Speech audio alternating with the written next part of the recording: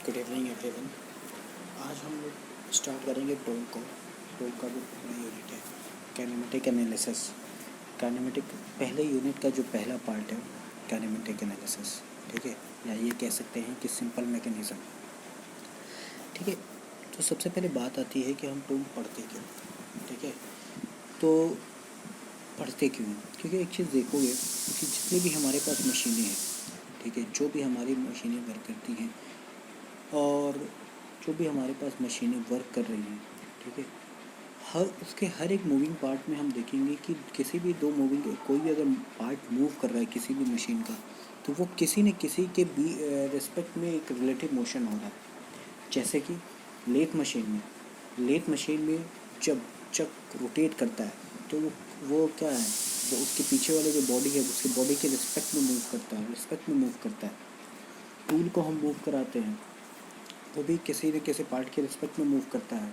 ठीक है, ग्राइंडर क्या है, ग्राइंडर जो वर्क करता है तो वो भी क्या करता है, रोटेट करता है। एक ग्राइंडर जहाँ पे इसको टाइट किया जाता है उसको मतलब एक किसी न किसी दूसरे लिंक या एलिमेंट के respect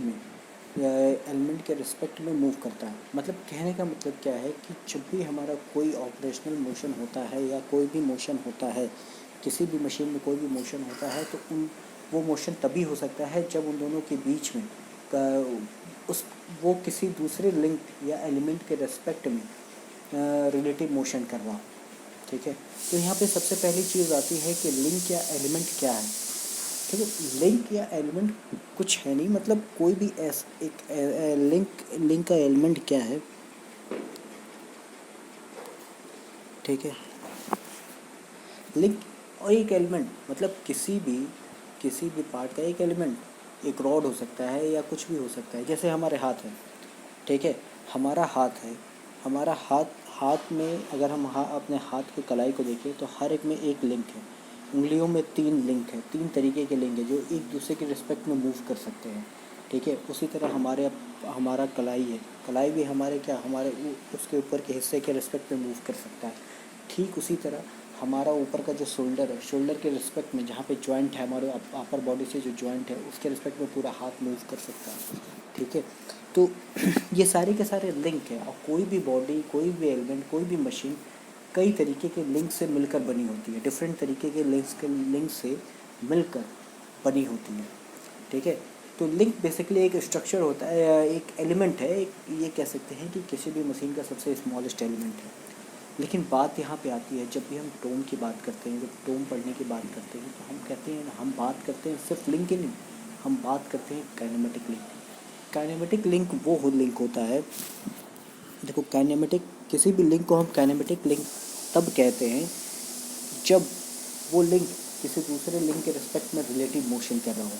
every part of a machine which is having, समझे, every part of a machine which is having relative motion with respect to some other part. यहाँ पे लिखा हुआ है ना, every part of a machine which is having relative motion with respect to some other part, उसको हम कहते हैं काइनेमेटिक लिंक या एलिमेंट। ठीक है, उसे हम काइनेमेटिक लिंक या एलिमेंट कहते हैं। कोई भी मशीन का कोई भी पार्ट अगर वो किसी दूसरे पार्ट या लिंक के रिस्पेक्ट में मूव कर रहा है, ठीक है, लिंक के रिस्पेक्ट में मूव कर रहा है, तो हम उसे काइनेमेटिक लिंक कहते हैं, काइनेमेटिक लिंक या एलिमेंट कहते हैं। ठीक है, और सीधी काइनेमेटिक लिंक या एलिमेंट कहते हैं। ठीक है, और ये बहुत ज़रूरी है कि it is necessary for the link to be a resistant body so that it is capable of transmitting power and motion from one element to other element। ठीक है, तो यहाँ पे जब रेजिस्टेंट बॉडी की बात आती है तो यहाँ पे एक और बॉडी की बात आती है, रिजिड बॉडी। ठीक, जब यहाँ पे रेजिस्टेंट बॉडी की बात आती है तो यहाँ पे 2 बॉडी की बात आती है, एक तो रिजिड बॉडी। तो इन दोनों में डिफरेंस क्या है, रिजिड बॉडी और रेजिस्टेंट बॉडी। देखो रिजिड बॉडी क्या होता है, रिजिड बॉडी का जो डिफिनीशन ये है कि उसमें कोई भी डिफॉर्मेशन नहीं होगा। ठीक है, कोई भी डिफॉर्मेशन नहीं होगा। Rigid body they do not undergo any deformation. और बेसिकली क्या है कि रिजिड लिंक रियलिटी में और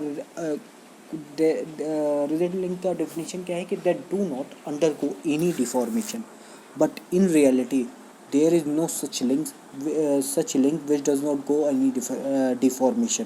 ठीक है, ऐसी लिंक रियलिटी में एग्जिस्ट नहीं करती। ठीक है, और रेजिस्टेंस बॉडी क्या होती है? रेजिस्टेंस बॉडी ऐसी बॉडी होती है कि जो पावर और मोशन को आगे ट्रांसमिट कर सकती है। रिजिड कहने के लिए तो फ्लेक्सिबल नहीं होती है, वो फ्लेक्सिबल नहीं होती है, लेकिन वो पूरी तरीके से रिजिड भी नहीं होती है, क्योंकि वो पावर और मोशन को आगे फर्दर ट्रांसमिट करती है। ठीक है, it is capable of transmitting power and motion from one element to another. तो ठीक उसी तरह हम जब देखते हैं, ठीक है, तो देखते हैं, ठीक है। अब जैसे एग्जांपल के तौर पे अगर हम काइनेमेटिक लिंक के एग्जांपल के तौर पे देखते हैं, तो हमने क्रेन देखा है। क्रेन क्या है? एक यहाँ पे उसका बॉडी होता है, फिर एक कुछ ऐसे होगा, फिर यहाँ पे एक ऐसे बना होता है उसका बकेट टाइप का। अब ये हम देखेंगे कि ये जो पॉइंट है यहाँ पे, ये दोनों जॉइंट हैं, ठीक, ये जो है इसके रिस्पेक्ट में मूव कर सकती है। ठीक उसी तरह इसके रिस्पेक्ट में ये भी मूव कर सकता है, और इसके लिंक के रिस्पेक्ट में ये भी मूव कर सकता है। मतलब ये क्या है? ये इस केस में 3 लिंक है। पहला लिंक ये, दूसरा लिंक ये, तीसरा लिंक ये। और सिंस तीनों एक दूसरे के रिस्पेक्ट में या ये कह सकते हैं कि और तीनों के तीनों किसी न किसी दूसरे लिंक के रिस्पेक्ट में मूव कर रहे हैं, रिलेटिव मोशन हो रहा है, तो हम तीनों को कह सकते हैं काइनेमेटिक